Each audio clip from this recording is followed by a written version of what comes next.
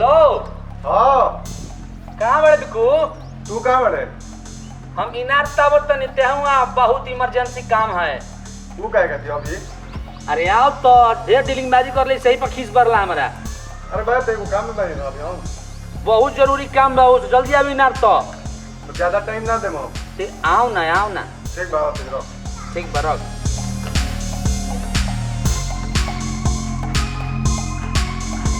Hello hello hello hello. Prem, बोल। अरे आओ इनार तो तनी काम बा एगो। कहाँ काम बड़े? आओ ना। ठीक बात नहीं। ठीक बा आओ। सरिता भवानी रखस भाभी से पानी। देखी इनार में कुछ बता डूब जाई जवानी। का भाई? ठीक बा नु? अरे मर ले कहाँ रहता दिन से? गुजर रहे चुलानी में। हम मर दे हम कते परेशाने रही मर दे। सुना पहले हमार बात। बोला है बताओ, होली आ गई। होली के में मात्र 5-6 गो दिन बा। हाँ आ सरवा कोनो गांव वाला गोइठा नहीं खस मांगत ना लकड़ी बटरेल बा, तो होली का जोरी कैसे? कुछ तो सोचो ही के पड़ी। व्यवस्था कइले बानी, प्रेमवा के बोलैले बानी आ बिकुओ के बोलैले बानी। हेलो हां चल भैया। ओ रंग बरसे भींगे चुनरी रंग बरसे। ओ रंग बरसे भींगे काहे मनोज बाबू का बात बा हो भाई बाबू? है तनी टॉप लरे टॉप। अरे रुका नहीं लो। हट। फागुन में कोई तो कुछ करते नहीं। ई ते बताओ प्रेमवा। प्रेमवा कहे कि प्रेम कुमारी कहे तोरा के बुझाते नहीं क्या हमरा? हमार नाम ओरिजिनल प्रेम कुमारी है। अच्छा तो ठीक है, सुनो। है अमन सिंह न हम। पवन सिंह हो। अब पवन सिंह के भाई हम। हाँ भाई ये बात। तो सुन। बड़ा रे सुघर लगत नहीं जी। अरे बिकुआ ना लोग के बिकुआ। पवन जी आ सुनो प्रेम कुमारी प्रेमवा। लगा कहने से होता है। अरे साला तोरा हिस्टीरिया हो जाए, हिस्टीरिया। अरे बट अरे काहे के बोला रे साला झूठो के काम कर। यही करवाई राजा फोन तो बतिया तेरा काम है ना। हां भाई हां ना बोल। जब बोल ए हुनका के हमरा वेरीफाई करल ना। कहनी है तोने कोनो चिंता उता नहीं खे? का के चिंता तो पूरे घरे के बोल ना। खाली फोने पे लगा रहा बस। मार जूता निकाल के अभी तारा। अरे काम करते हैं पागल धसो दे भाई इनार में। के राजा अरे बैठ कर बैठ चला बैठ। बैठ। काहे ओई के तू बोले नहीं। जानते वाले फागुन नहीं घर में आ जाला। ये बोलैला हानि तो जब 12 बजे रात में फोन करलन त इनका भेरी आई। साला बदनाम करी हमरा के, बदनाम करी। बदनाम हम थोड़ा जो सही बात बहु है ना बता। ओरिजिनल बात सुना हमारा। हां बोला बोल जल्दी। कहे के मतलब हमारी बा कि होली आ गई। होली का में मात्र 5-6 दिन बाँचल बा। आ साला अगिया कुछ व्यवस्था नहीं भइल ना, लकड़ी भइल बा ना, केहू गोइठा मांगता। माने तोनी के एकदम डिस्टर्ब हो गेल बड़ा सा। तेरे में बोले का भैया के उठावे के बाका। उठाव माने धइल बा तारा बाबू के दतौती का। तो लो। अरे सुना ना अरे मानना रे सुना ना सुना बत्ती सुना चलो ना जन ना दे हम कम उठाई का। अरे चलो भाई चल भाई बेटा चलो ना ज्यादा देखो हमार बात सुना। कहे के मतलब हमरी है बा बोला ये राजा गोइठा मांगल बहुत जरूरी बा। हां ई तो बात बोल। आ गोइठा मांगे खातिर एक के आदमी सबसे बढ़िया होई जरूर रही हमने की भोला भट्ट। पुरानका राजा जी के हमरा याद दिलाते कितने बड़ा कर दे। सुना चल जाओ भोला भैया लगे हमके के लिया के चलो गोइठा मांगे। और चलो राजा जी के तो हम आज आबो ओ चलो ठीक बा। प्राचीन काल के बात हो। एगो राजा रहे। ए बबुआ राजा के तो अगर वैसे बर व्यवहार बड़ा निमन रहे, लेकिन जब सही होली आवे नु तो नगर के मैं भौजाई औरत परेशान हो जासन। राजा चमते फगुनावा छिनार भइली भौजी। तो राजवा लगे बर्मा जी के दिल एगो ऐसन पिचकारी रहे कि ओकर रंगे ना हो रहा है। तो मैं गांव नगर के औरत मिल के प्रणाम भोला भैया। का हो मानो बोले भैया का हो। अरे कहनी के मतलब होली नहीं आ रहा गई तो कह करे का बा आ होली को आगे बजानते बड़ा असला गांव में कोनो होलिका के तैयारी करता सर। कह दियाओ हमनी के बिना होइबे ना करिए बे तारा बिना। तो एक काम चल मैं बटालियन करेगा चल जा गोइठा मांग जाओ। हां मकड़ी कोड़ी रखल बड़ो नो। हां रे लकड़ी ना लकड़ी हमर तोहर कुछ बोले के बा अरे राजा मर्दे अरे होली आई ये खाली ढोलक ले लो, बाकी तो देखो ना हम कैसे पूरा सम्मत में पांचवा में के मारे कमाल गाड़ी है यार, कर देगा कमाल। सुना तो भैया चल जाओ गोइठा मांगल जाओ। चलो चलिए चलो रे बटा पार्टी चलिए चल चलो तो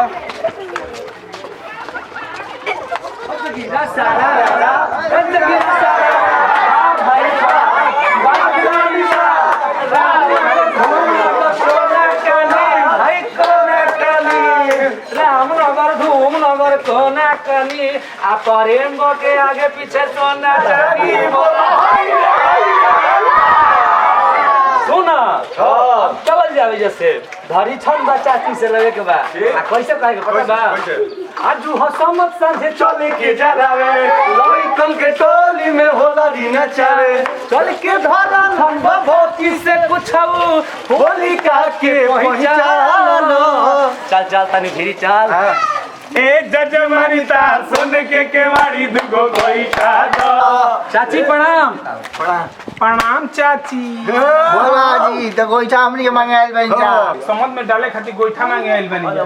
हम गोइठा ना दे तनिका पिकनिक मनावे के पिकनिक मांगा के नहीं खिला मांगा चाची। ना ना गोइठा ना दे तेरे समझ में बोलो बोलो बोलो। तू कहां गई वो पूरे लिया भाई लो ना ना नहीं समझ में डाले अरे ए बाबू लाओ संग देखो आदमी आराम करेला है पूरा डाल दो बोरा में डाल दो। बोल ना चाची डाल ना तू कुछ डाल ए भोला ई ना दिहन रे तू चल ना बात चल ना बबुआ हम तहार गोइठा से लेके होई सुना ए सुना गोइठा पैसा सब कुछ दूंगा ए चाची तू गोइठा ना देबू नो तो ठीक बात आप चोरियो तो हमने के मत के हन ना चोरे जा जाते हैं हमने के प्रणाम चाची ठीक बा चल हमनी के चोर ना हनी जा। देवाल में के गोइठा तो चोर होई तो हमनी के मत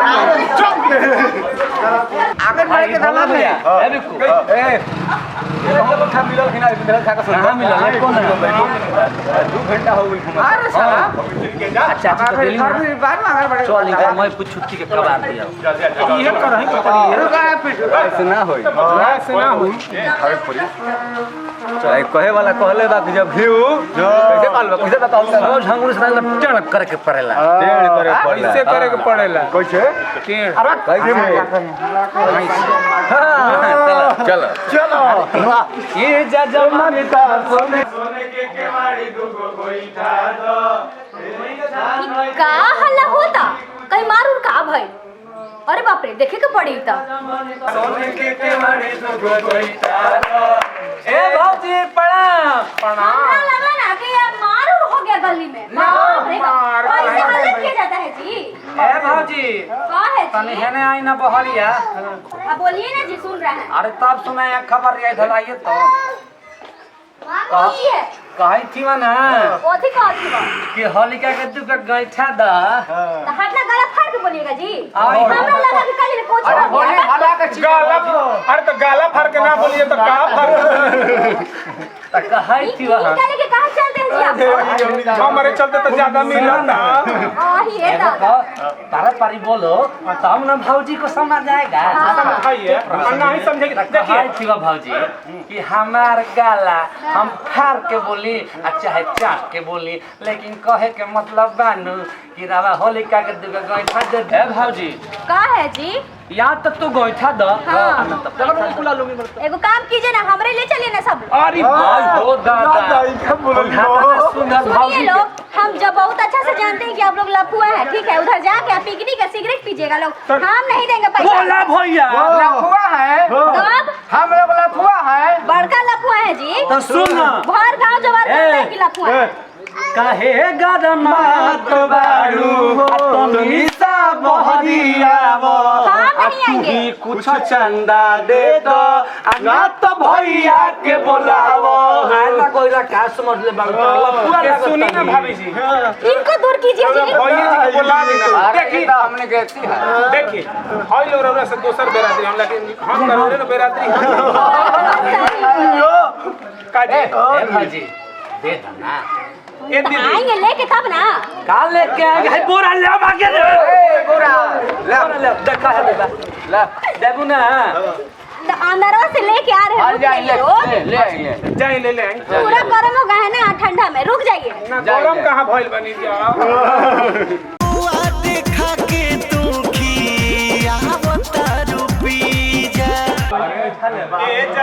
ये लोग को गोईठा नहीं चाहिए, ये लोग को लोग हम गोईठा देंगे। ये लोग गोईठा लायक नहीं है, ये लोग दूसरे लायक है। किसको चाहिए गोईठा? अरे बाप किसको चाहिए गोईठा? जल्दी भागो सब यहाँ से। सुनना नु लपुआ का हिसाब गोईठा चाहिए। तुम लोग पिकनिक मनाएगा, हम जानते नहीं हैं।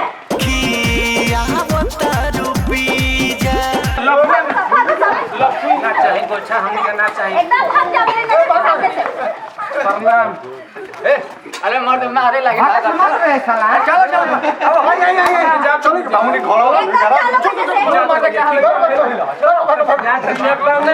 घर तने सुन लीजिए, सुमनिया का तो बड़ी अगर गोइठा चोरी होता एगो भागदार लगला।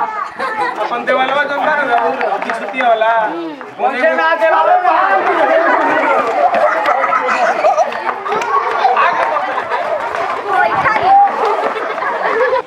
गोईठा नहीं लोग नो देहे धक फाड़े लगब।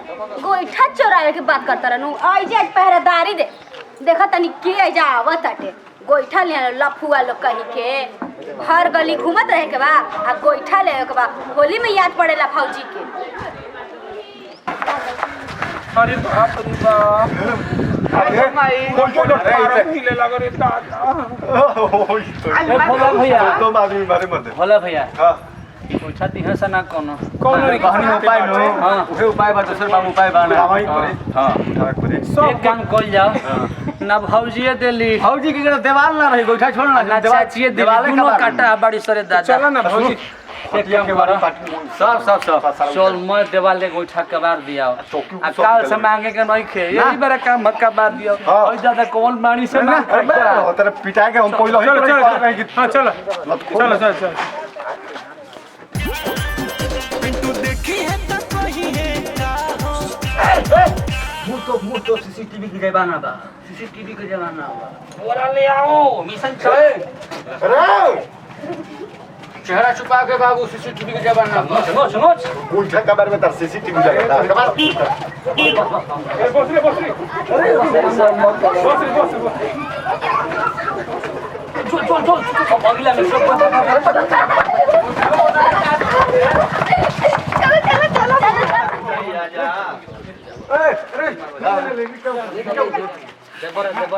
जिंदा नहीं